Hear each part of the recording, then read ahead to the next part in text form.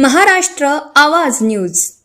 धुळे येथे न्यायालयीन प्रकरणात तक्रारदाराच्या बाजूने अनुकूल अहवाल न्यायालयात पाठवण्यासाठी 50,000ची लाच मागितल्याप्रकरणी लाचलुचपत प्रतिबंधक विभागाने धडक कारवाई करत 2 पोलीस कर्मचाऱ्यांविरुद्ध गुन्हा दाखल करण्याची प्रक्रिया सुरू केली आहे।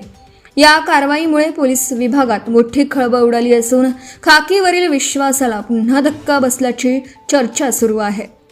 एसीबीने दिलेल्या प्रसिद्धी पत्रकानुसार तक्रारदाराच्या सासऱ्यांच्या मालमत्तेशी संबंधित एक प्रकरण धुळे न्यायालयात प्रलंबित आहे। या प्रकरणात तक्रारदाराच्या बाजूने अहवाल न्यायालयात पाठवण्यासाठी संबंधित पोलीस अधिकाऱ्यांकडून 50,000ची लाच मागण्यात आल्याची तक्रार लाचलुचपत प्रतिबंधक विभागाकडे सादर करण्यात आली होती।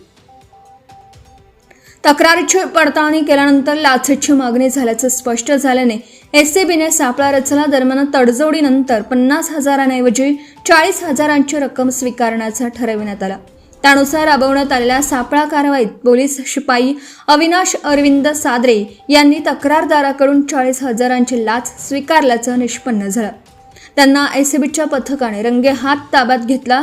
या प्रकरणात पोलीस उपनिरीक्षक साईनाथ भानुदास तळेकर यांच्या विरुद्ध ही कारवाई करण्यात आली आहे। दोनही आरोपींविरुद्ध धुळे शहर पोलीस ठाण्यात भ्रष्टाचार प्रतिबंधक कायदा 1988 सुधारित 2018 मधील कलम 7 अन्वये गुन्हा दाखल करण्याची प्रक्रिया सुरू असून पुढील तपास लाचलुचपत प्रतिबंधक विभागाकडून करण्यात येत आहे। या कारवाईमुळे पोलीस विभागातील भ्रष्टाचाराचा मुद्दा पुन्हा एकदा ऐरणीवर आला असून सार्वजनिक सेवेत पारदर्शकता आणि प्रामाणिकपणा राखण्याची गरज अधोरेखित झाली आहे। Subscribe now and press the bell icon. Never miss an update.